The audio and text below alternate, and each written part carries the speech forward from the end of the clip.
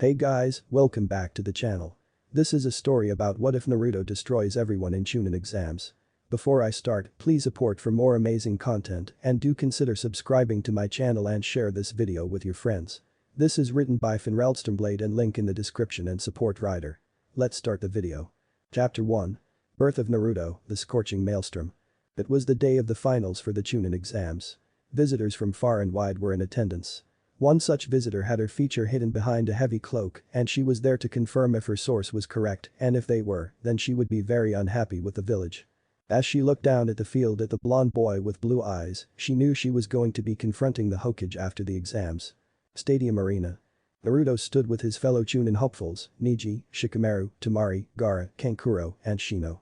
Sasuke was missing in action, but given that he was training with Kakashi, it was no surprise that they were late, which was too bad because Naruto had a surprise for the entire village and it seemed his teammate and rival were going to miss it. He looked over at Neji and almost felt bad for him. This last month he discovered he had a gift as well as stumbling upon what he wanted to know for all of his life. He found his parents' house and was able to gain access to it. There he found their letters, jutsu scrolls and fuinjutsu notes, and despite what people thought, he was actually very smart and knew the secret of the shadow clone jutsu and abused the living hell out of it. Ladies and gentlemen, welcome to the third stage of Chunin exams. Before you stand the young ninja that overcame the first two stages in hopes of becoming Chunin after this tournament is decided. May they show us what they feel a Chunin should be and good luck to you all. However, I will say now that if your name is called and you do not respond immediately, you will forfeit your fight. All shinobi are expected to be punctual, therefore being late to an important event such as this is unacceptable. Proctor if you will. Here is in Sarutobi, the third Hokage announced, earning shouts of disapproval from the crowd, noticing that their precious Uchiha wasn't in attendance as of yet. I'm Genma Shiranui and I will be the proctor for this final stage. There is a change to the roster as Dozu of the Sound Village dropped out, therefore Sasuke Uchiha will be Gaara of the Desert's new opponent. Now, will everyone but Naruto Uzumaki and Neji Hyuga please move to the competitor's box?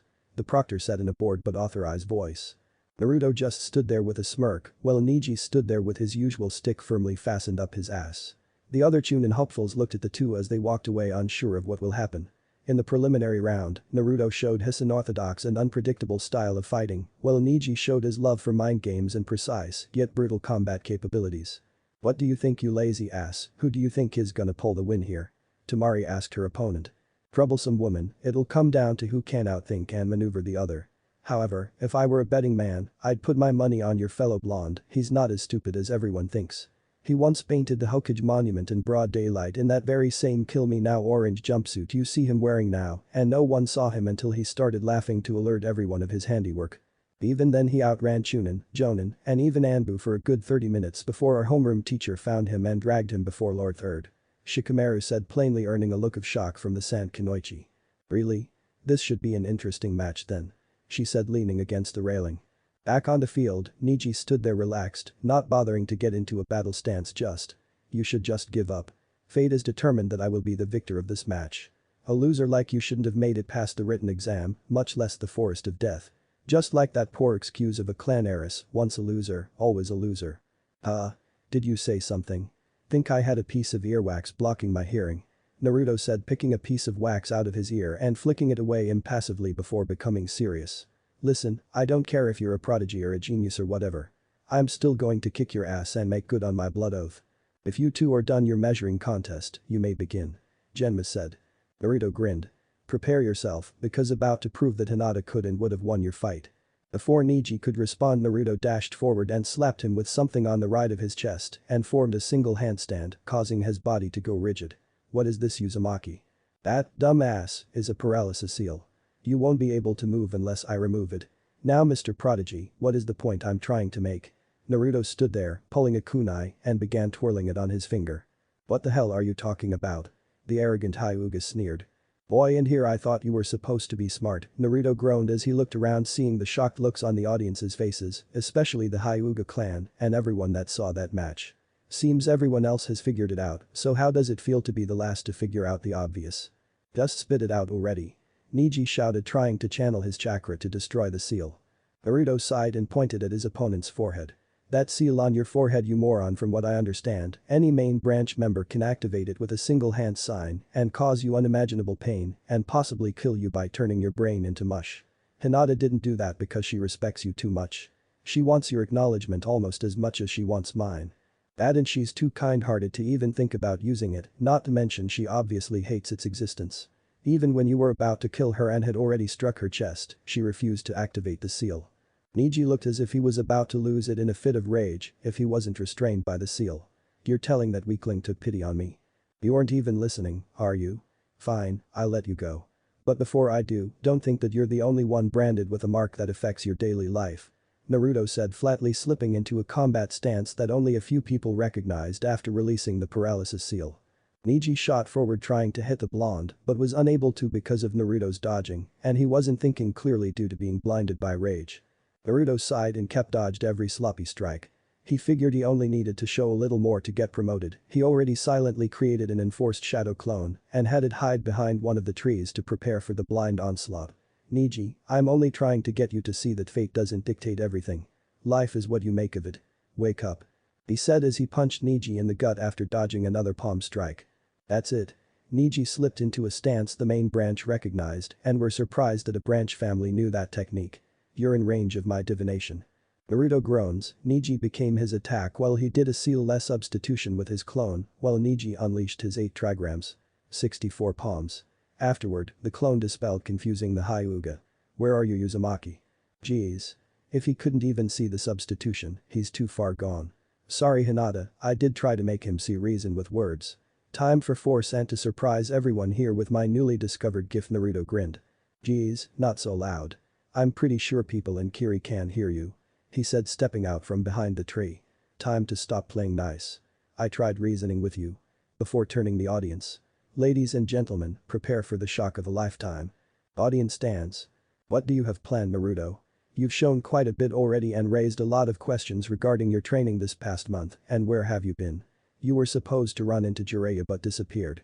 I couldn't even see you with my crystal ball. Hiruzen asked himself while looking at the poorly disguised Orochimaru, seeing the same curiosity in his beady eyes.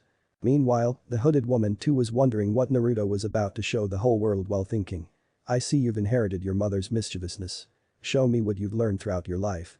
Stadium Arena. Naruto grinned and flipped through hand signs at a rapid pace. Scorch style. Fireball jutsu. Spewing a giant superheated fireball towards Niji, who was rooted in place with fear, shocking the entire audience when they heard Naruto say scorch style. Never in their wildest dreams did they ever think Naruto would have a Kekkei Genkai, much less one that was supposed to originate in Suna, making those from that nation wonder how the kid got it. Niji however shook himself out of his fear and began spinning in an attempt to protect himself, showing he knew another main branch jutsu. 8 trigrams, rotation. As he created a dome of pure chakra as he spun. However, the fireball was too hot and while he diverted the majority of the attack, he still was screaming in pain at being burned by the heated air around him and the remnants of the jutsu as he lost concentration due to the pain and collapsed. Genma quickly jumped back into the field and checked on the Hyuga and saw he was unable to continue the fight. He called for the medics. Medics. I'm pretty sure he was 3rd degree burns. Before he remembered his duty as proctor. Winner. Naruto Uzumaki. The medical ninja ran out and checked on the charred Hyuga and verified that he did have 3rd or even 4th degree burns and carefully but quickly rushed the genin to the hospital's intensive care unit. All the while the crowd, Hokage, and fellow Chunin hopeful were still speechless. Especially a panda bun hairstyle girl. Since when did that knucklehead have kind of power? Heh, he's got some explaining to do, especially for charcoaling my teammate, no matter how much of an asshole he is, Tenten thought to herself after recovering from her shock. Always so unpredictable, she said with a fond smile before clapping her hands, snapping every one of their stupors and join in on the applause for the victor and the amazing fight. Soon enough the noise was deafening. Naruto stood there in awe, surprised people were actually clapping and cheering for him. He looked up at the Hokage box and saw both his grandfather figure and even the Kazekage joining in the applause, but despite all that, Naruto caught the look from Hiruzen that told him they'd be talking later, and he expected that when he revealed his Kekkei Genkai, and not just from the fire shadow. But his friends and competitors up in the stands and competitors box. However, he felt like one of the spectators was staring at him with a lot more intensity than everyone else, and it was creeping him out, but he couldn't figure out who or where they were. Up in the competitor's box when Naruto arrived, everyone just looked at him before Shikamaru spoke up. You damn troublesome blonde, since when did you a Kekkei Genkai like that? And why didn't you use it in the Forest of Death? Hey, give me a break. I only discovered I had it this past month along with a few other secrets. Ones I plan on confronting old man Hokage about after the exams are over. Naruto said with a frown on his face. Down on the field, Genma stood there waiting for the crowd to quiet down was getting impatient. Alright everyone, if we all can't quiet down, we'll get to the next round. Now, will Gaara of the Desert and Sasuke Uchiha please make their down here? Gaara disappeared from the competitor's box and reappeared on the arena floor in a swirl of sand, clearly anxious to fight or rather kill someone. However, since Sasuke had yet to show, Genma looked up at the cage box for confirmation. Cage box? Lord Hiruzen, perhaps we can make an exception this once. After all, I haven't seen Kakashi Haddock in the stands either, so it stands to reason that they are together, and with Kakashi's well-known tardiness, it wouldn't surprise anyone if they lost track of time. Besides, most of the people here came to see young Sasuke fight. Surely you don't want to cause a fuss over disqualifying him. Orochimaru said in his Kazekage disguise. I'm sorry Lord Kazekage, but if we make an exception for one, the others will expect the same treatment in return or declare that we are playing favorites, and that is something that stops now. Hiruzen said sternly before giving the signal to Genma to announce the decision, knowing full well his fallen student was next to him. Damn it, the plan is in shambles. That fox brat is stronger than accepted and was able to get that added seal off of him, probably with sensei's help. What do I do now? The snake Sannin thought to himself. Arena floor. Seeing the signal, Genma nodded and announced. By order of the Hokage, Sasuke Uchiha is disqualified for failing to show up on time for his match. As stated before, all shinobi are expected to be punctual, therefore the winner by default is Gaara of the Desert. This earned cries of outrage, disbelief, and cries for an extension. The Sendan chewing proctor groaned and looked to the Hokage for assistance. Ladies and gentlemen. As stated for a third time now, all shinobi are expected to be punctual. We also cannot show favoritism to anyone. Therefore, my ruling stands. However, with so many VIPs here to see him fight, should Genin Uchiha arrive before the end of the first round, he will be permitted to fight an exhibition match with no chance of promotion. I will not reward tardiness. Hiruzen said in a clear authoritative tone, showing he would not budge. This seemed to calm the crowd somewhat, but they were still unhappy about it. They did wonder who their golden boy would fight if he showed up on time. Orochimaru would try to make it so that it is against Gaara as originally planned. In the competitor's box, Temari and Kankuro weren't sure what to do, but decided to proceed as if it was all according to plan. However, they were distancing themselves from their brother who had returned to the box very angry and looked like he was ready to kill anyone that so much as looked at him wrong. Alright then, the next match is between Shino Aburam and Kankuro from the sand. Genma said only to groan when he heard the Suna Genin forfeit, which earned a glare from Shino and boos from the crowd. Winner by forfeit, Shino Aburam. Would Shikamaru Nara and Temari please come down to field? Shikamaru groaned, he knew if he didn't go down there was a high chance of a riot, and seeing his admittedly attractive opponent already gliding down on her fan and the use of wind chakra. He knew he didn't have a choice, especially since it was about to be made for him. Get your ass down there Shika. Naruto said pushing him over the railing. As he landed on the ground he muttered troublesome blondes while brushing himself off. The fight itself was long but entertaining, like watching a game of chess. Both participants were studying the other, matching each other move for move, and as the day moved on, so did the Nara's shadow abilities, however. By the time Shikamaru was ready to put all his planning into place and use his shirt as a parachute, Temari tore it to shreds and followed up by blowing him into a wall and knocking him out. Winner Temari. Genma said with enthusiasm since he enjoyed watching that match. Both Genin had earned promotions for sure with their performances, and judging from the crowd's cheering, they all agreed. It was then that Kakashi and Sasuke appeared in a whirlwind of leaves, Sasuke sporting some new clothes, instead of his high-collared blue shirt and white shorts, it was all black with his left arm wrapped in bandages with a leather band with a clasp. Kakashi Sasuke, nice of you to join us. Genma deadpanned. The copy ninja nervously chuckled before asking. Sasuke's not disqualified, is he? I can see we're quite late, sorry about that.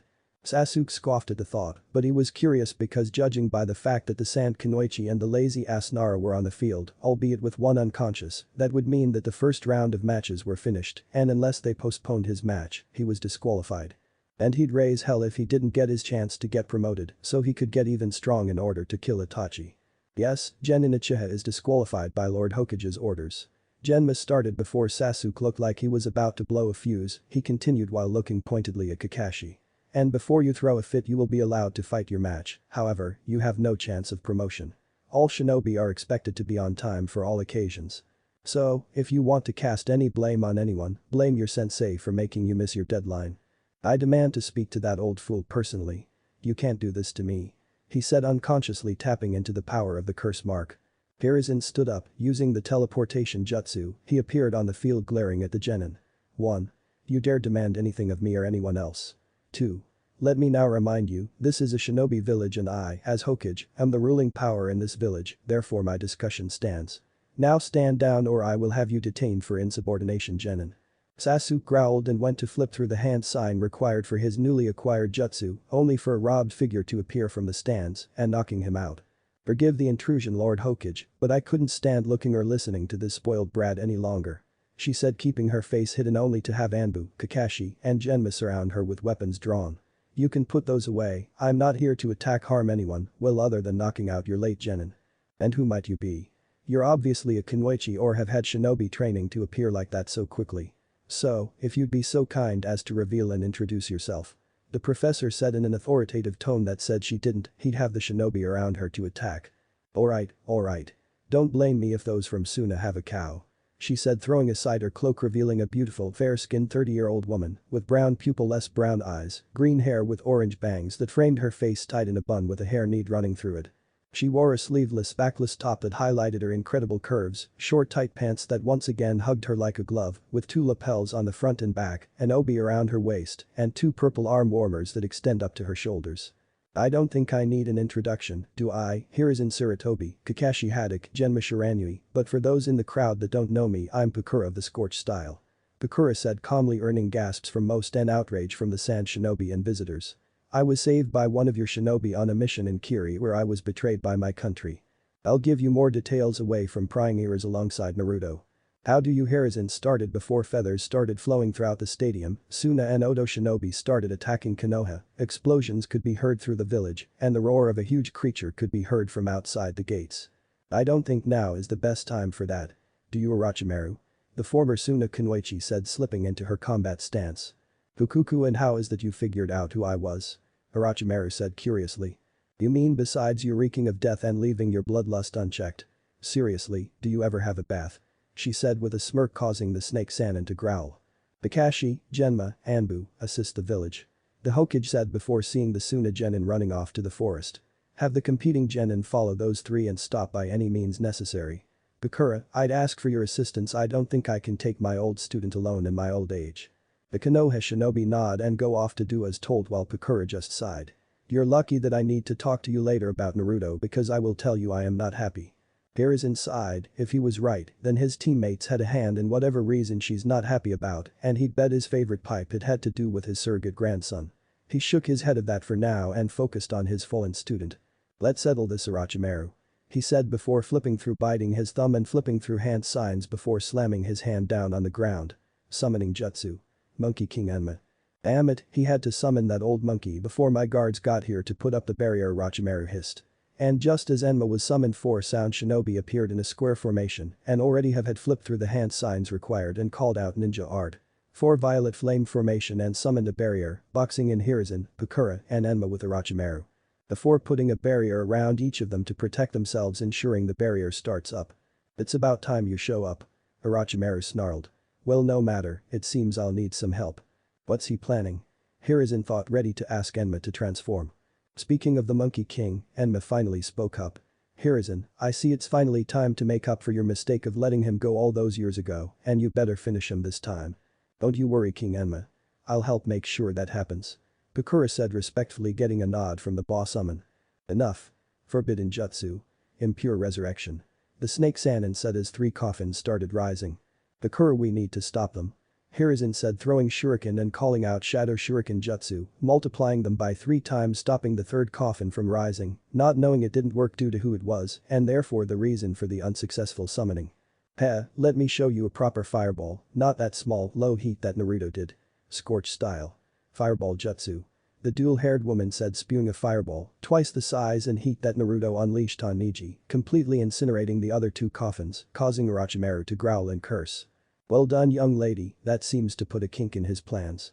Enma said with a smirk seeing Orochimaru fuming over his plan of attack being ruined. Orochimaru had enough and regurgitating his sword, the Kusanagi sword, and ready to fight. You may have stopped the summoning, but I am not done yet. Face it Orochimaru, you were counting whoever you trying to bring back from the dead. Surrender now and I will let your subordinates live. End this invasion now. Hiruzen said seriously with Bakura preparing her mostly deadly jutsu. What's it to be Petamaru? Either way, you're going to be little more than a mummy by the time I'm done with you. She said as 3 orange and green fireballs orbiting around her. Sound Ninja 4. We're retreating. You'll pay for this you too. Orochimaru said dodging one of the overpowered fireballs. Enma. Adamantine Nioi. Create a cage around him. Hiruzen shouted. Sarutobi, you idiot. Do you want me to burn? Enma remanded his summoner as Bakura had replaced one of the fireballs. Unfortunately for Orochimaru, the barrier didn't come down fast enough. Scorch style. Super steam kill. Bakura called out throwing all 3 of the fireballs at Orochimaru, and while not directly hitting him, the deadly fireballs graze and mummified his arms and legs. Damn it, I missed. She cursed. Meanwhile, the snake Sannin screamed in pain as the flame grazed him, falling to the ground, his limbs unable to hold him up anymore. As the barrier fell, the fat one of the 4 shinobi picked up Orochimaru and chased after his 3 teammates. Damn, he got away. Sarutobi, I think it's time for you to retire, and for real this time. Enma said before dispelling causing Hiruzen to sigh tiredly. I'll go help around the village, don't go dying me or Naruto, we much to discuss. Just know the Kushina is probably rolling in her grave in anger at how you've handled things regarding her son. The Scorch user said before running off. Don't I know that better anyone, I have nightmares of her hair flailing around like tails. He said to himself before using the teleportation jutsu to return the Hokage tower to address any Anbu that are looking for orders, only to feel an ominous chakra that he and everyone else that night felt. Naruto. What's going on? Sir. That chakra. Anbu Kadaka Yugao Yazuki appeared in a panic. I know, gather every available jonin now. We're heading to the source. The Hokage commanded. At the same time after the invasion began. Kakashi appeared in the competitor's box to give orders to the genin there, only see 3 enemy jonin turned into mummies and a genin from Guy's team alongside Sakura in the area as well. What happened here? He asked curiously. Those jonin were here to target Naruto as the biggest threat here and Naruto using his Scotch style to do that, it honestly scared me. If it wasn't for him, we'd be dead or worse captured. Sakura shivered thinking about it. And why are you here with Ms. Higurashi? The copy ninja asked calmly, understanding that Sakura was scared. I came down to question Naruto about how and when he obtained his Scorch style when the attack started and those Suna genin ran off with Gaara being reluctant to go wanting to kill everyone here, Tenten said, slightly unnerved at someone's readiness to kill. Alright, well since it was brought up Shino, Shikamaru, Naruto, you 3 are ordered to go after the Suna team and apprehend them. Work together and bring them in for questioning. Sakura, Tenten, you 2 are on civilian safety, get them to the shelters and away from the fighting, gather the rest of the genin, and tell them the same if they aren't already doing so. Now go. The silver-haired jonin commanded. The genin nodded and shot off towards their objectives, while Kakashi joined Might Guy attacking the enemy shinobi. Sakura has separated and grabbed Ino, Hinata, Kiba, and the others, while Rock Lee was fast asleep from the Jinjutsu. They decided to leave Lee sleep since he was crippled now and wouldn't be able to help them. On their way out of the village, Naruto shot off another of the jutsu he learned during training in the secret he stumbled across, the Rasengan into enemies as well, firing off other superheated fireballs turning enemies into mummified corpses, slightly scaring Shikamaru and not even bothering Shino. Let's go. Those idiots are taken care of, let's hope we haven't lost track of those sand guys. Naruto said casually, seemingly unbothered by killing 10 enemies. You don't need to worry about that, I placed a female beetle on that puppeteer. We'll be able to find them, Shino said in his usual creepy stalker voice. Still as creepy as ever, man, why did I have put with you guys? This is such a drag, Shikamaru groaned. We round each other out, Naruto's our heavy hitter, you're our tactical advisor, and I'm the tracker, the bug user replied. Let's get going already. I'm pretty sure my Scorch style can deal with Gaara, I'll need you guys to delay his siblings. Naruto said urgently. But that rushed off, Shino defeating Kankuro, but ended up getting poisoned in return, Shikamaru defeating Temari with Asuma's timely assistance, while Naruto started his battle against Gaara. Uzumaki, you shall prove my existence. Gaara said as he started to transform. I see, so you're just like me. Naruto said sadly. However, I won't let you destroy the village. The villagers might treat me like shit, but there are people I care about and I won't let you hurt them. Gaara launches sand shuriken at Naruto, which he dodges and shoves a kunai with a paper bomb up his transformed ass, hurting the Tanuki's host for the first time ever. Blood, it's my blood. Rarg. Gaara screamed, transforming even closer to full takeover. Ouch, bleeding from the ass, but his tail was the only vulnerable spot I noticed. Oh well, better figure a way to beat him fast, Naruto thought, and only thinking of one way, hoping that it didn't kill a fellow Jinchuriki. However, before he could implement his strategy, Gaara succeeded to unleash the one-tailed Tanuki, Shukaku. I will not let you end my existence. Ninja art. Play possum jutsu. Oh yes. I'm free at last. Shukaku screamed in joy, causing Naruto to curse. Fuck. Well, time to cause mass panic for the village, he said, knowing what he was about to do was gonna have every Konoha shinobi on his ass shortly as he slammed his fist down on the ground. Summoning jutsu. Kurama. In a puff of smoke, the very beast that terrorized the Hidden Leaf village appeared with a might roar before seeing why he was summoned and addressed his host, who was on his head, while Shukaku was in shock at his oldest sibling appear as a mere summoned creature would. Well, my first time outside for fresh air and I have to fight one of my siblings.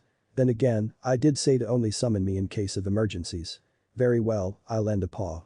Let's get this over with before I get attacked by every shinobi in the area. The nine-tailed fox, Kurama said in a gruff tone. Yeah, I apologize, but as you said, this is an emergency and wasn't sure if the other foxes could handle this. The blonde genin apologized. Getting a subtle nod from his partner, Kurama shot forward to grab hold of the weakest of his siblings and headbutt the tanuki into a daze. What are you doing working with these humans that have treated us as weapons and tools of war? Shukaku said after recovering from the headbutt. Unlike you, I haven't forgotten what father asked of us. We're meant to protect the humans, even from within our hosts. Besides, he and his mother have been good to me while I was sealed within them. Kurama reputed before addressing his host. Naruto, get up there and give that brat a good smack, and he should wake up and put that giant tanuki back in the seal. Got it? Naruto said, jumping off Kurama and on Shukaku's head and making a sprint towards Gaara's sleeping form was. However, Shukaku was doing his best to stop the boy from getting by using his sand body to immobilize him. Seeing this, Naruto borrowed from his partner's chakra from within the seal to power through and land a solid punch while shouting out. Let me see you grit those teeth. No. I just got here. Damn you, fox, I'll remember this. Shukaku said as he crumbled back into the seal. And just as the tanuki vanished and Gaara lay on the ground awake but unable to move, the third Hokage, Kakashi, Bakura and every Jonin and Anbu appeared in the area ready to attack Kurama. Wait. Everything is okay.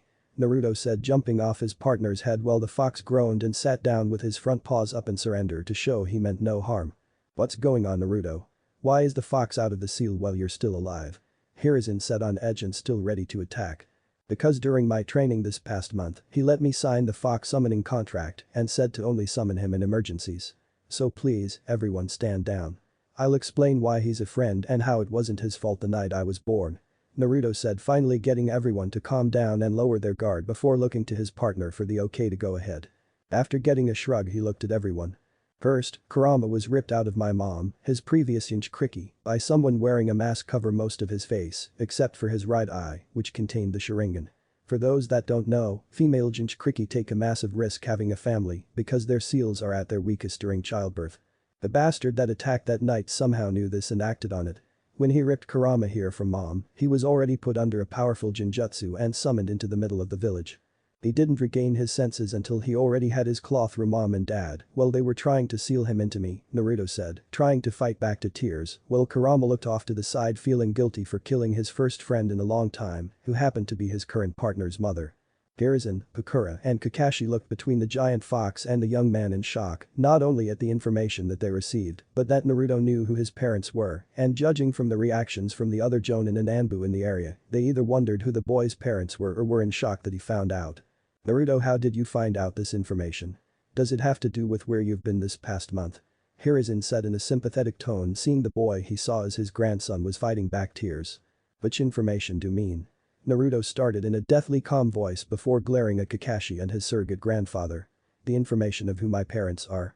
You know, the ones I ask about every month about since I was old enough to talk properly.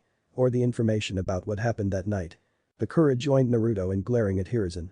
You mean you didn't tell him who they were? His father, I can understand given his position, what he did in the last war and the massive amounts of enemies he had, but not telling him about Kushina at the very least, what is wrong with you? I bet you didn't even tell him about his burden yourself. Causing the old man to flinch. Not sound rude, ma'am, but who are you? The blonde boy asked curiously, taken back by this stranger laying into the Hokage. My name is Bakura. As for the unasked question, I'm laying into this old man because he has a lot to answer for when we're in a more private setting and not having the ears of a potential enemy laying not far from us. She said with a kind smile to her savior's son. Nodding in acceptance, Naruto returned to glaring at Hiruzen and Kakashi, knowing that Kakashi was a part of his father's genin team. The professor just sighed before addressing both of them. Let's go with the information of that night and take the more confidential information of your parents to the privacy of my office. Okay, then I learned it from the big guy behind us. He and mom were friends before she died, even told me that she may have lived if not for his claw through her stomach. Naruto said heatedly, causing the fox to flinch at the reminder before Naruto continued. And yes, that does have to do where I was. Kurama told me where to find their house was and how to get in. That's probably why you couldn't find me after I ditched that pervert Ibisu. My parents' house had a lot of protection to prevent being spied on or unwanted guests from entering. I trained there, finding their wills, jutsu scrolls, notes on Fuinjutsu, and discovered my Kekkei Genkai. The rest of that information will have to wait until I get answers from you and Kakashi, old man. I'll be returning to the seal now since you don't need me anymore, Naruto. If they need to speak with me about anything, get them to bring in one of the Yamanaka clan to enter your mind. Kurama said, disappearing in a plume of smoke.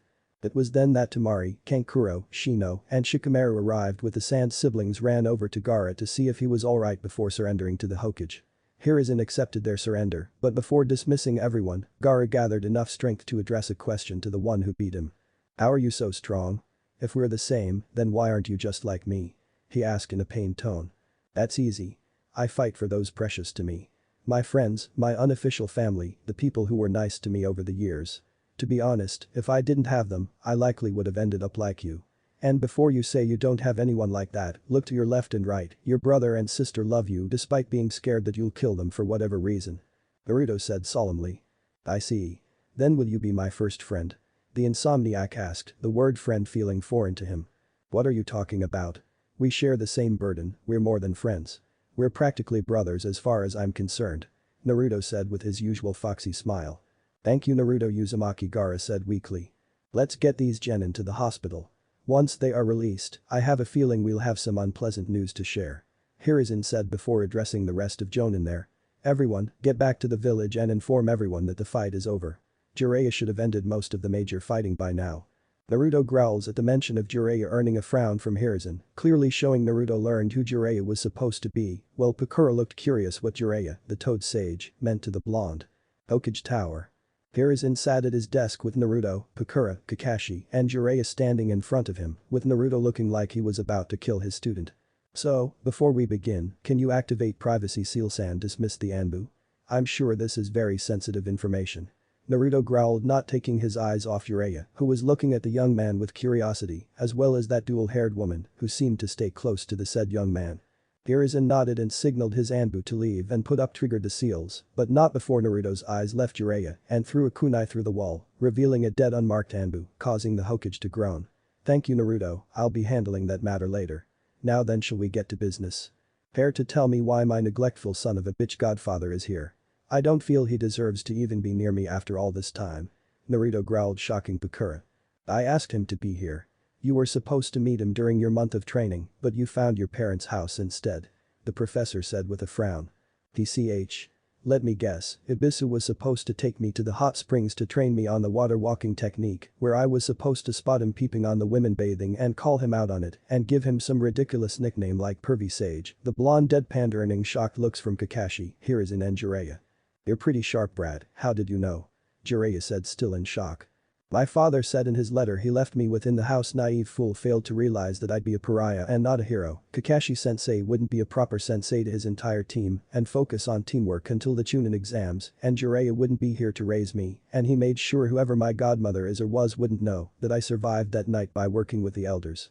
The blonde spat. TCH, figures. Minato and I never did get along. He didn't like the Kushina stayed behind in Kiri to patch me up enough to get me back to Konoha so Tsunade could fully heal me. Yeah, I got a letter with the Hokage's seal telling me that you three died that night, so I went around the Elemental Nation, training and bettering my skills. It wasn't until I came across that great Naruto bridge in the Land of Waves that I learned you were possibly alive, so I started investigating, and that took me till now to get confirmation when I saw you in the finals. Pakura explained. Jiraiya groans. As much as I want to defend my student, he was the naive type. Especially if he thought the village would see Naruto as a hero and not a demon. Kakashi looked ashamed that he let his sensei down in favor of his promise to Obito, while Naruto looked at Pakura with hope. Yami, you're my godmother? He asked, barely containing the hope in his voice while Jiraiya rumbled. Oh sure, she gets the hopeful puppy dog look, I get Dizdon. Pakura nodded with a smile before Naruto caught something she said in explanation. Wait, did you say Great Naruto Bridge? They named that bridge after me. Kakashi chuckled. You really shouldn't be surprised, you were the one that gave Inari that life lesson, save him and Tsunami from those thugs, giving them the hope and courage to rally the rest of the town for their stand against Gato's thugs. Not to mention that speech you gave Zabuza after Haku sacrificed himself. Naruto frowned at the mention of Haku, after all, he learned a very valuable lesson from him and knew they'd be the best of friends if he survived that battle. Kakashi noticed this and also felt remorse for that day, after all, it was him that killed Naruto's new friend, even unintentionally, just like Rin. So, Auntie told me her reasoning for not being here for me. What's your reason? Naruto asked Jiraiya pointedly. Hiruzen decided to speak up even though he knew Naruto wanted to hear his student's own words. Naruto, he couldn't be here because he is in charge of our country's spy network. He's needed out in the field more often than not. And when he wasn't needed, he could have made time to come see me on my birthday and other holidays at the very least, to let me know that he cared. Naruto growled, his pupils turning to slits while retaining their blue color.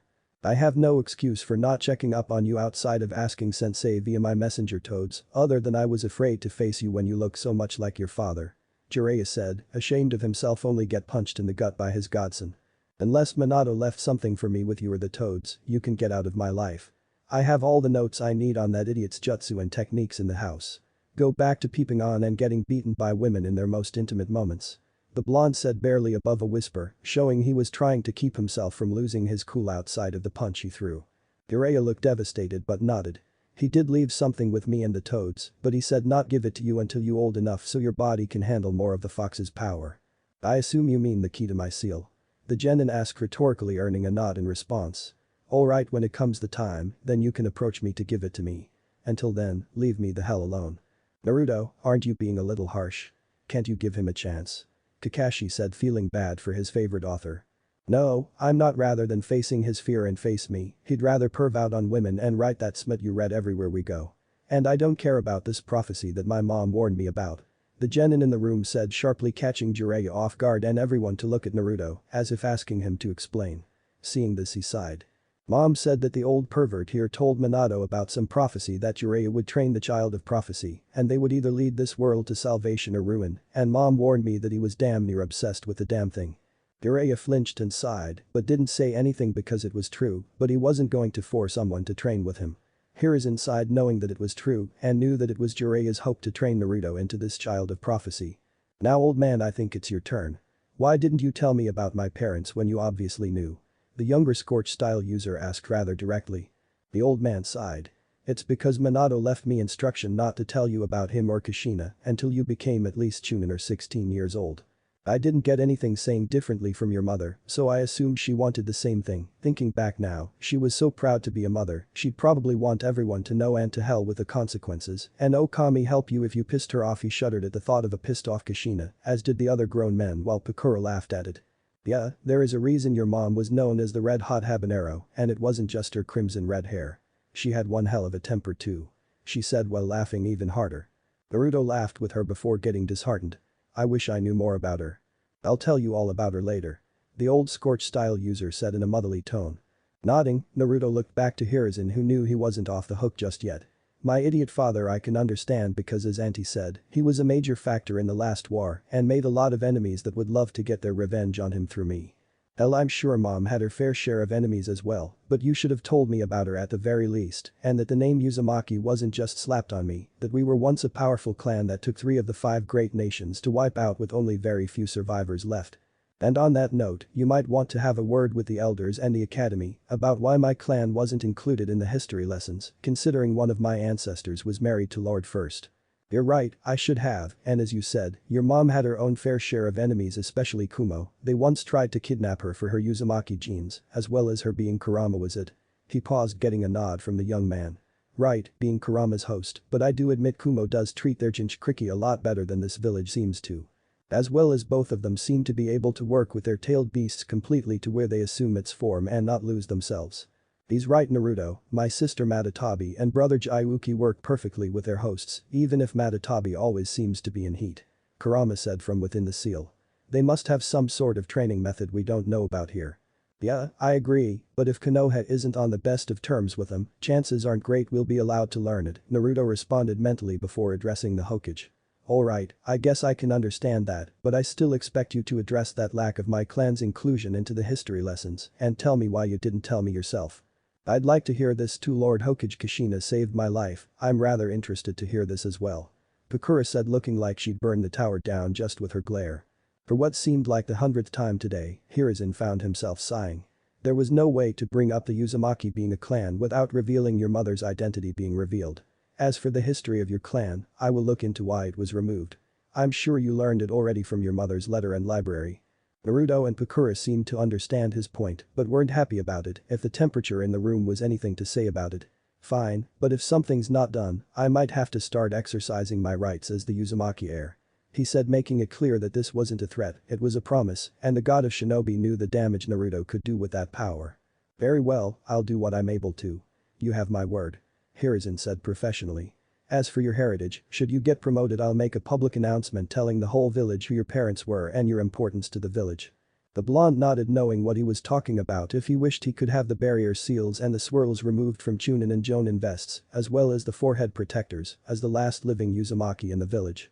And since his mother was the daughter of the last leader of Yuzashio Agakure, he was practically the prince of Yuzashio, and with him being the son of the Yellow Flash, he was royalty within the village as well, and all hell was going to be break loose once those idiot villagers learned that. Now then, our turn for some answers. You said you found your parents' house thanks to Kurama and trained there for the entire month. What was your training method and what have you all earned besides paralysis seals and scorch-style version of the fireball jutsu? The third Hokage asked, with the adults in the room wondering the same question. Well, I used a training method that only someone like me can use, maybe even only I can use due to the amount of chakra I have, both as an Uzumaki and Kurama's host. I used shadow clones and their ability to transfer knowledge back to the user. I've only learned the fireball jutsu for scorch style, but I've also learned a fair bit of Fuin jutsu, which seems to come easy to me, like it was my native language or something, the Rasengan, as well how to summon foxes. And as you stated, I've learned the complete history of my clan and started catching on what I missed while in the academy due to the sensei there trying to sabotage me in terms of knowledge. Naruto said, demonstrating the Rasengan, shocking everyone in the room at such an intensive training method. Before the blonde grinned. In fact, old man, I'm surprised you haven't been using shadow clones to help with the mountain of paperwork you complain about all the time. Now Hiruzen was doing his best impression of a fish while Pakura, Kakashi and Jiraiya were trying and failing to hold in their laughter before the old monkey regained his bearings. Yes, thank you for that piece of advice. I will make sure that you are paid for that information. Classified as a C-rank mission. You're dismissed. I will call and the rest of the competitors in a few days after the judges and I make our decision. Naruto, I don't have a place to stay. Mind letting me stay with you for a while? Pakura asked, knowing that if he was anything like his mom he'd give her the shirt of his back if she needed. Yeah, of course, but can we go find a friend of mine? She's probably worried sick about me by now. He said, sheepishly rubbing the back of his head. Oh? Friend, huh? She said with a cat got the canary smile. Who is the lucky girl? It's not like that. Naruto said with a massive blush. She's just a childhood friend, one of the few that I've had throughout my life. She's the daughter of the best blacksmith in the village and the only place that I can go to for shinobi gear without being charged an arm and a leg. Unfortunately, that doesn't include standard clothing, just mesh armor and whatnot. Oh? You're talking about Tenten Higurashi? That panda hair-styled girl on Guy's team? Kakashi said with a smirk under his mask. She did seem upset when you didn't tell her about your Kekkei Genkai. Even concerned when I gave the order to case the Sand siblings, I could see the fear in her eyes. Yeah, I know, even if she was helping her teammate train, I know she was concerned for me, but also had faith I'd find a way to win against that fate-obsessed asshole. Naruto said with a wistful smile that earned knowing looks from the adults in the room.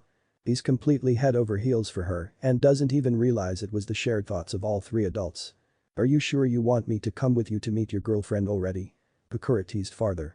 Come on auntie, I told you it's not like that, you know, he groaned, his blush returning in full force, earning a yaha from the older scorch-style user, along with a giggle hearing Naruto's verbal tick. Alright, get going. Ms. Higurashi won't want to be kept waiting. Hiruzen chuckled, joining in on the teasing. Naruto merely flipped him off, leaving through the door with his godmother following close behind. Jiraiya asked with a frown. I massively screwed up, didn't I, sensei? But you did, and I'm sad to say you're too late to do anything about it. He has Kushina's appointed godmother who can train him in his Kekkei Genkai. How got it is the other question. I'm positive that neither Minato nor Kushina had it, but we know nothing about Minato's parentage. We need to get Tsunade back here to help with the testing. Hiruzen said calmly. Chapter 2. Naruto and Pakura were standing in front of Higurashi Outlet Store, Tenten's home and family shop, with Naruto being slightly nervous about facing his childhood friend, an obvious crush after a month of not being in contact. "Go on Naruto, open the door, and let's go in. It's not like she'll try to kill you." Pakura said, not knowing that Tenten was aspiring to be a weapon mistress, and until the preliminary matches of the Chunin exam, she'd never missed her target with kunai, senden, or shuriken, nor that she was the reason Naruto was able to pull off that kill off the root agent without looking. Bish would. Until recently, she's never missed a target, and that was only because her opponent was a wind user with a battle fan. You saw her in the match against Shikamaru, that Kunoichi from the sand. It was just a bad matchup. I'm sure she'd be promoted to Chunin if it weren't for that match. He said solemnly. "I see, so, a girl who owns a weapons shop, surrounded by plenty of sharp things to throw at you, is upset at you. Boy, do you know how to pick them," she said with a chuckle. "I told you, it's not like that," Naruto shouted while pouting, not knowing he just alerted Tenten. "Naruto, get your ass in here, now," the brunette weapon mistress said sternly. Naruto gulped while Pakura just laughed while thinking to herself. "Naruto, this girl already reminds me of your mother. She used that exact same tone with Minato when she was pissed." Entering the shop slowly, a kunai was thrown into the door frame next to Naruto's head, causing his face to pale and his godmother to laugh even harder. Hi Tenten. "Sorry, I've been out of touch this past month," the blonde said nervously. Tenten just glares at him, tossing another kunai up and down in her hand, making him even more nervous, not saying a word. "If I wasn't impressed by her tone before, I gotta say that her glare with the kunai certainly does," Pakura said with a big grin. "Not now, auntie," the blonde said, scared out of his mind. Not minding her godson, Pakura addresses the angry brunette. "Tenten, right. My name is Pakura. It's nice to meet you. And while I'm impressed with your intimidation tactic, I'm going to ask you to put that down. I'd rather not lose my godson after just finding him. Not before he knows not to disappear like that again. I looked for him when I wasn't helping my teammate, even Ichiraku Ramen hadn't heard from him the entire month, which made them especially worried," the brunette said, not taking her eyes off Naruto. "He needs to learn not to worry those that care about him and not to keep secrets from his best friend." "Hey, it's not I was trying to keep anything from you or Am. I just got busy with training and learning who my parents were. I'll tell you everything, just please put down the kunai," Naruto said as calmly as he could given how scared he was. That is what caused Tenten to lose her glare and put away the kunai. "What? You finally found out who they were we right about your father? Let's get somewhere quiet, this is pretty sensitive info," the older woman said seriously. Tenten nodded before shouting. "Dad, get out from the forge and cover the front. I need to head upstairs for a bit." "You're lucky that I am not busy with a project," a gruff voice came out from the back. "Oh, Naruto, good to see you, young man, you sure had my little girl worried about you this past month. I hope you can explain yourself." "Yes sir, I was just about to do that, but some of this info is very top secret and we need privacy," Naruto said respectfully. "What did I tell you about that sir crap?" Kenshin said sternly before breaking into a grin. "And if privacy was what you needed, you could have asked." Kenshin was a buff middle-aged man with an X on his cheek and graying hair and blue eyes, wearing standard shinobi pants and a blacksmith's apron. He had every intimidating presence, but as long as you treated him and his family fairly, he'd treat you the same in kind.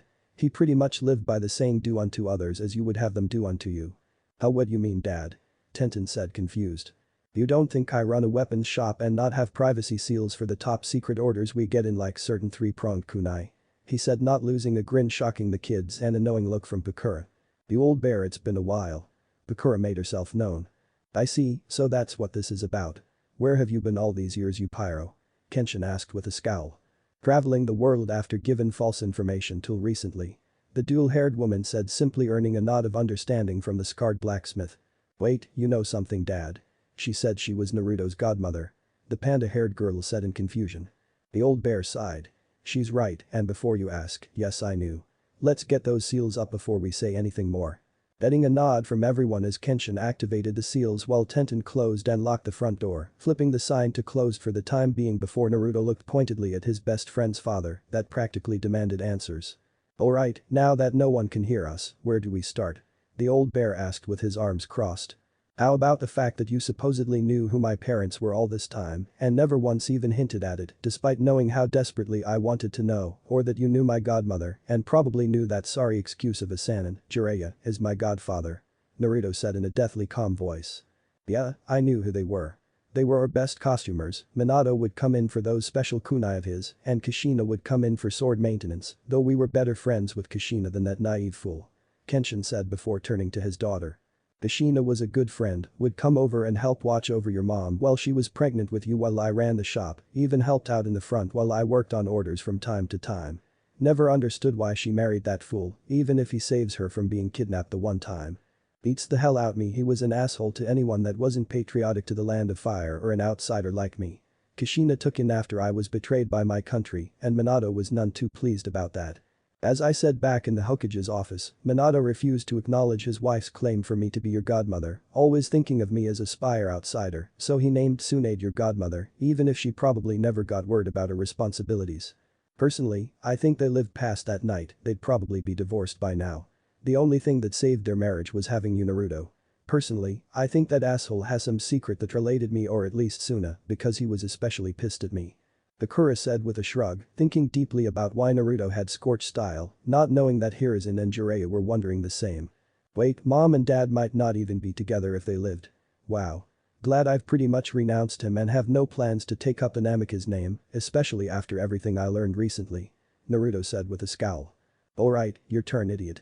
Where the hell have you been and when you discover your scorched style? Tenten said, poking her finger into his chest, and her glare returned. And how did you find out your parents?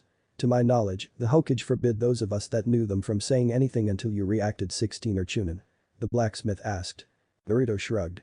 Well, that answers the question I was gonna ask later. I found my parents' place, that's where I was this past month. The place was stocked with food that was preserved with seals, so I didn't need to worry about leaving the privacy of the house. And oh boy, that house is so well protected, it's no surprise that no one could find me, even when I was training out in the yard. How did you find the house then? You weren't supposed to be able to find it till Hiruzen led you there. Kenshin asked curiously. The young man said nervously. It's alright kid, if you can't trust these three, then there's no one you can trust, besides, you'll have to tell your mate about me eventually, Kurama stated off reassuringly, then went off into teasing about his crush on Tenten. For the love of whatever, Naruto grumbled before sighing before looking at Tenten worriedly. As your dad may already know, and suspect Auntie Bakura does as well, that night 12 years ago the nine-tailed demon fox wasn't killed like we were told in school. My idiot father sealed it into me, his son, in hopes that the village would see me as a hero and be able to control his power. So, we were right. I knew your uncanny resemblance to the fourth Hokage wasn't by chance, never thought your mother was someone famous as well. The Red Death is why I took up weapons. Tenten said, not at all bothered by Naruto having a demon fox in his gut. Naruto was relieved that her opinion of him didn't change, but he hid it well and nodded at her response. That's right, we were. And turns out Kurama, the fox isn't that bad. A little grumpy and rough around the edges, but you would be too if you've been passed down like some family heirloom. First, Lady Mito Uzumaki, wife to Lord first, then my mom, then 12 years ago he was sealed within me. Anyway, getting back on track, being sealed within mom, Kurama knew where the house was and told me where to go. There I found my parents' letters, scrolls on jutsu, the history of the Uzumaki, scrolls on Kenjutsu, as well stuff that I missed in the academy due to teachers sabotaging me. I noticed that the hand signs for the fireball jutsu on the scroll were different, but I tried it and get to it within a day with the help of my shadow clones, that when I learned that I was able to use scorched style. But I guess one jutsu doesn't mean I have the Kekkei Genkai.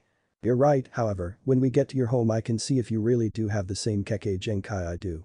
Keep in mind that if you do have scorched style, you'll need to be careful where and who you use it on. You could have killed and mummified that Hyuga bastard during your match, if not for that defensive jutsu he used. Bakura said sternly, causing Naruto and Tenten to pale. Okay, no using it in spars or against fellow leaf ninja unless absolutely necessary, but that does explain why those sound ninja shriveled up when I hit them with my fireball during the invasion. Naruto mused, earning a nod of confirmation from his godmother. Well, seems we covered everything. Naruto discovered his new ability while training, got lost in learning his clan's history, catching up on academics, learning new jutsu that he forgot to let UNAM know where he was or what he was doing, not to mention learning who his parents were, and thus probably needed time to himself after that revelation. Kenshin summarized. Not to mention my father was an idealistic asshole that thought that Jiraiya the Toad Sage would be here to raise me, Kakashi Haddock to train me instead of my Uchiha teammate being a part of father's genin team, and the people of the village treat me as a hero rather than a damn demon. Naruto growled, getting nods of agreement from everyone before Tenten slapped him upside the head, earning a pout from the blonde. And why the hell didn't you tell me you were carrying such a heavy burden? Did you really think I'd change my opinion of you just because you have the fox forced into your gut?" she shouted with tears in her eyes. "Tenten, you know how I was treated before we met in the park that day, how you found barely alive on my birthday, after seeing a bunch of villagers leaving, having completed beating me to an inch of my life. I didn't want to risk losing my first real friend, who has become one of my precious people," he said, looking away in shame. Tenten blushed a little before cupping his cheek, forcing him to look at her. "Listen to me, I don't care if you are the jailer of the fox or Kurama himself, I saved you that day because it was the right thing to do, and every day since has been amazing. I look forward to the next time we see each other after each time you go home for the day. I worry when you go outside of the village on a mission, and I can't be there to back you. I hate that you were held back and we couldn't be on the same team." She paused before calming herself. "You're important to me too, idiot, so don't be afraid to tell me everything, I'll always support you." The two held each other in a tighter hug as they reminisced about how they met that day on Naruto's birthday. Flashback 6 years ago. It was October 11th and Tenten was out with her father and was out enjoying the festival when they heard a disturbance coming from the playground. "Dad, we should check it out, someone might need help," she said, rushing off without giving Kenshin a chance to respond. When she got to the park, she was pushed aside by a bunch of adults, civilians and shinobi alike, who seemed pleased with themselves, even if they had blood on their clothing, not caring that they pushed her aside. Kenshin showed up growling at the assholes that pushed his little girl down, not noticing where she was looking, nor the horrified look on her face. "Are you alright, my little panda?" he asked. "I'm fine, but someone's very hurt over there," she said, frantically poking to a motionless body of a young boy with blonde hair with kunai, scalpels, senden, and other sharp objects sticking out of him, bleeding out slowly. "We have to help him." Looking up, Kenshin saw the boy and became furious. "Those bastards," he said, walking up and picking up the near lifeless body. "We can't take him to the hospital, they won't do anything unless that old monkey forces them to, even then they will do the bare minimum to keep him alive." It was then an Anbu wearing a raven-like mask with Sharingan eyes blazing. "What happened here? I got word of a disturbance." "TCH. A little late, Anbu. Where the hell were you, by the way? I thought this boy was supposed to have Anbu protection around the clock, obviously whoever was on duty shares the opinions of this crowd that did this." The blacksmith growled. "I'd like to know that as well, Raven. It was supposed to be you and Dog this evening to keep him safe, so where were you?" came the voice of Hiruzen. "Can we continue this later? This boy needs help or he won't make it," Tenten shouted, tears in her eyes as she looked at that barely alive boy in her father's arms. "Yes, you are correct, let's get him to the hospital." Hokage was about to hospital, but was interrupted. "With all respect, Lord Hokage, all they will do is the bare minimum, and you know it. He's going to need emotional support as well as physical treatment. I'm taking him back to my place where my wife can treat him." Kenshin growled as he started walking with his daughter right by his side. While not liking being interrupted, he knew the old blacksmith was right. "Alright, I will have a word with my Anbu to find out what happened to his protection detail. Come to my office when you are able, I would like to know how you found him and if you saw any of the attackers." The scarred blacksmith just nodded and carefully carried the blonde boy back to his home. Once there, he placed the kid on the table and slowly started taking out the pointy objects while Tenten watched worriedly. "Will he be okay?" Young Tenten asked, clearly concerned before noticed he was healing with a sizzling sound as the weapons were removed. "What on earth? Must be the fox trying to keep him alive," Kenshin thought as he pulled out the last of the weapons that were impaling the boy. "Go get your mother, tell her to bring some towels and fresh water so we can clean him up." "Alright, Dad." Tenten ran off while thinking, how can he heal that quickly? At this rate, I wouldn't be surprised if he was walking around tomorrow. "No need to grab me, I thought some broke into the shop with all that clattering metal." Her mother, Kaoru, came down the stairs before looking at who was on the table. "What happened to Naruto?" she asked frantically. "The idiots in the village happened." Tenten was the one that clued in on the attack just as they were finishing up their attack and leaving the scene. "Raven showed up after the fact and tried to interrogate us, probably to stall us and Naruto bleed out. Even that old monkey trying to question that Anbu, if it weren't for our daughter being concerned for Naruto, it's likely he would have bled out." Kenshin said coldly. "Oh really? I think I'm going to have a word with that old monkey first thing tomorrow," she said with a growl. "You'll get your chance. He wanted us to check in with him as soon as the brat wakes up," the former swordsman said gruffly. "Mom? Dad? How do you know who boy is?" Tenten asked curiously. But before they could answer, they heard a groan from the table. Naruto was starting to stir and was about to get shocked. "Ugh, where am I?" he asked with a raspy voice before looking, seeing it wasn't the traditional white walls he was used to after getting attacked on his birthday. "What the? Oh, you're awake. I was so worried when we found you in the part looking like a porcupine. Are you alright?" Tenten asked as she ran to his side. "Huh?" He asked before he realized that he wasn't alone after the attack, so he got defensive. Who are you? What do you want with me? Didn't you assholes get enough in the park? Ungrateful brat. Kenshin said as he smacked the blonde upside the back of his head. If it wasn't for my little girl, you likely would have bled out before being discovered. Show some gratitude. Dear, don't hit him, it's okay, I think he has the right to be on edge, given what he just went through. Kaoru said softly, trying to calm her husband down so he didn't frighten Kushina's son any more than he always was. Father.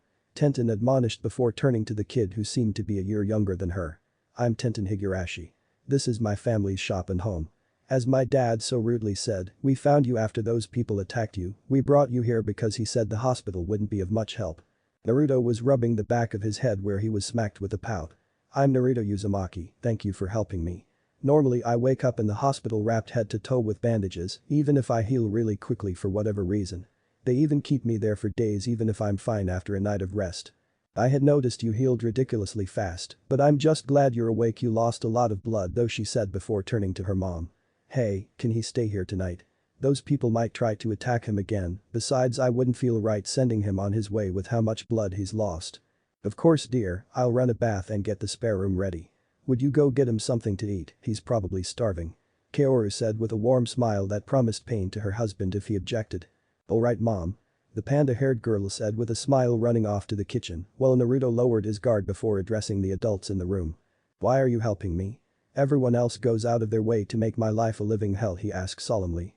Because we're not like those morons in the village.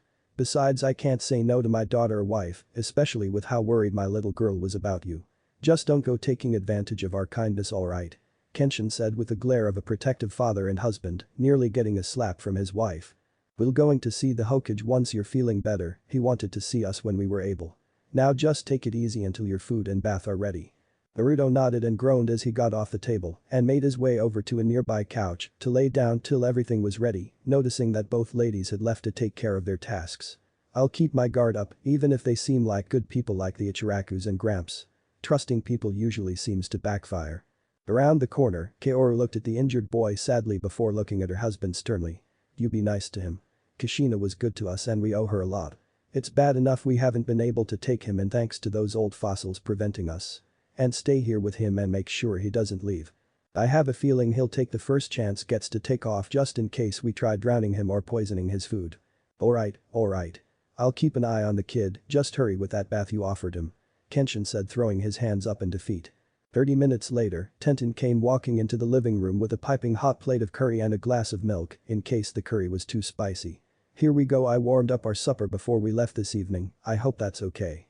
I don't know how to cook that well yet. Not wanting to be rude even if he was cautious, he nodded in thanks before taking the spoon and took a small portion to check if it was poisoned or not. Once he tasted it, his eyes widened and started gobbling it up with haste. It was the best non-ramen food he's had in ages that wasn't tampered with. Tenten just laughed at his enthusiasm while her father frowned. He saw the hesitation Naruto showed before eating. Damn those fools. What haven't they done to this poor kid? Kenshin thought, clenching his fists. Meanwhile, Naruto finished his meal, he sighed, happy to finally have good food for a change. Tenten looked at him being so happy a bit weirdly. It's like he doesn't get food like this often, I just noticed he's really skinny. It was then that Kaoru called from upstairs. Tenten dear, can you bring Naruto up to the bathroom? The bath is ready. Coming mom. Tenten said before grabbing Naruto's hand without thinking and dragged him behind her while Naruto complained about being dragged. Once upstairs, the black-haired mother smiled. Thank you, dear. She said before turning to Naruto. Get into the bath and we'll lend you some clothes till we can get yours fixed or replaced. Would you like any help with your hair or back? No ma'am. I'll be fine on my own. Thank you for the offer. He said, looking off to the side, clearly not trusting her not to try drowning him, while Kaoru frowned seeing this, but nodded before turning to her daughter. Let's go prepare the guest room, dear, and let him be. I'm sure he'll be ready for a soft bed when he gets out. She said with empathizes on soft bed, catching Naruto's attention, wondering how she knew his bed was practically rock hard, even his pillow might as well be rocks. Tenten just nodded and went with her mom. Will he be okay? I mean, he seems fully healed physically, but I get the feeling something is bothering him. The panda-haired girl asked. He's lived a very harsh life.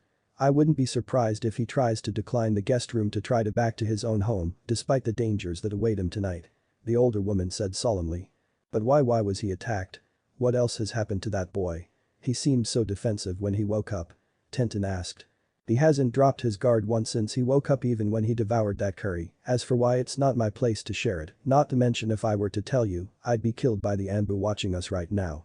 I'm sure if you two become good enough friends that he'll tell you one day.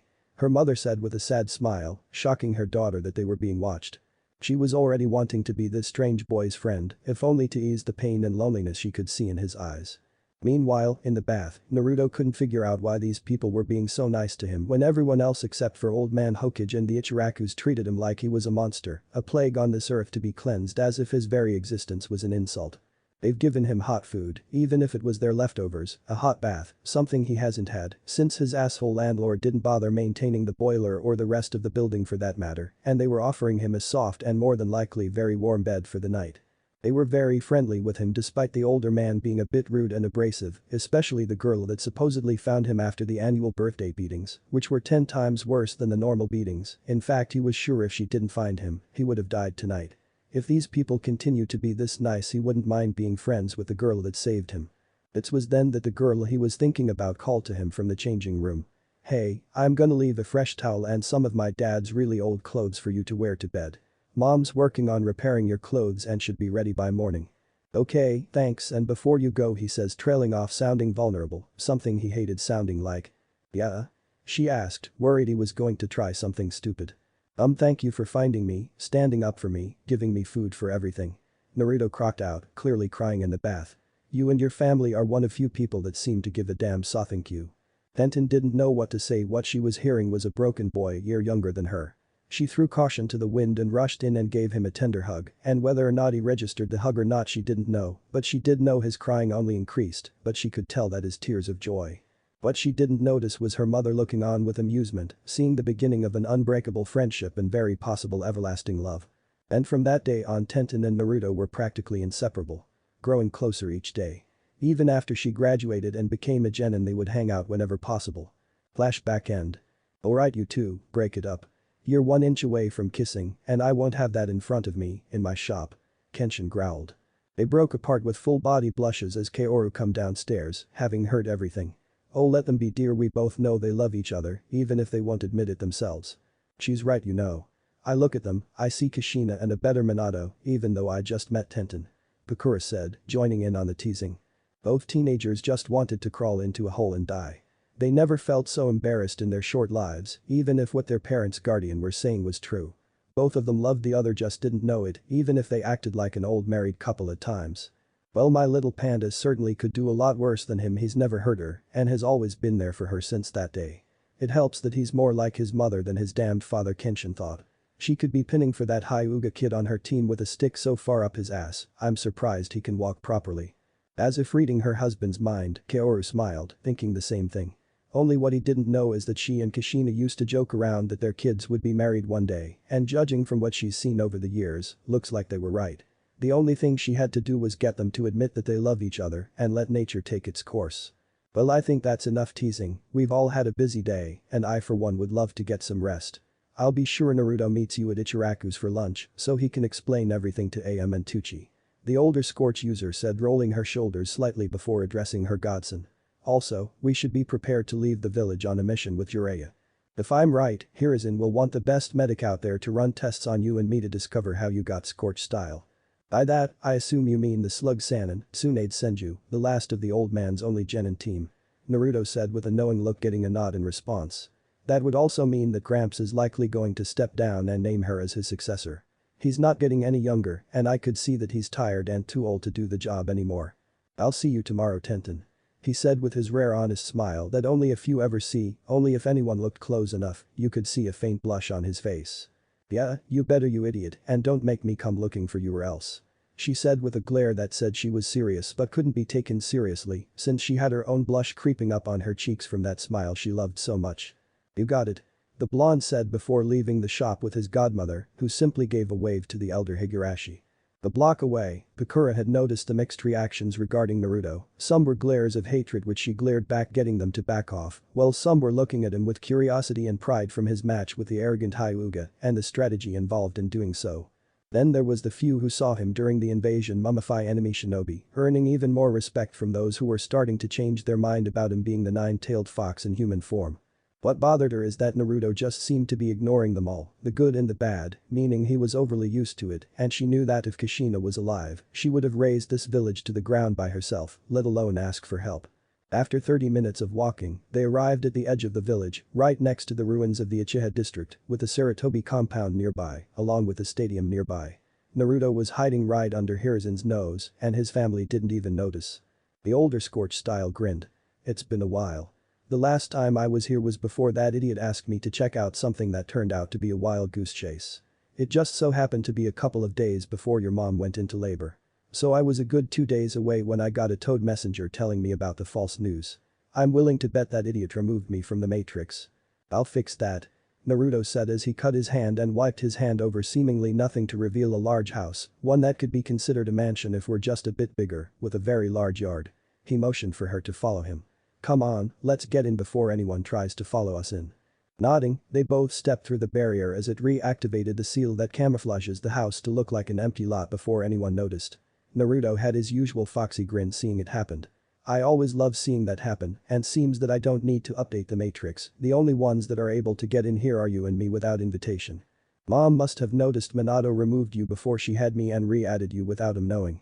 After all, he and that perverted Sannin call themselves Seal Masters, but only Uzumaki and truly be considered Seal Masters. What mom knew and could do made both of them look like children. I could tell just her journal how knowledgeable she was in the art.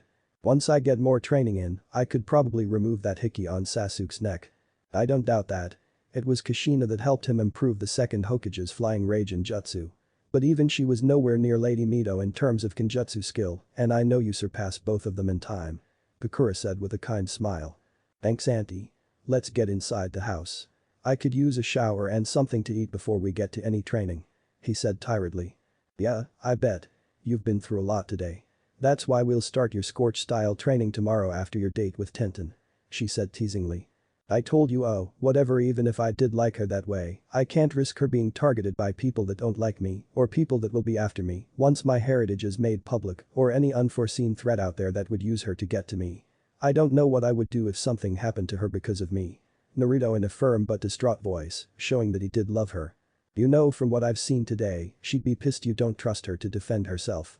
Hell, people may still use her to get to you, since it doesn't seem to be a secret you two care about each other a lot. Anyone with half a brain seeing the two of interact even once can see that she means to you, and you to her.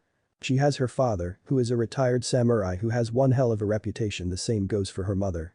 They came here from the land of iron to live their days out in retirement, but they still can defend against any of the shinobi or anyone else for that matter that dares threaten their little girl. So don't think for a second that she's some defenseless, helpless civilian. Besides, what makes you think that she wouldn't feel the same if something happened to you? Watch her, listen to her closely, you'll see that she's just as crazy about you as you are about her.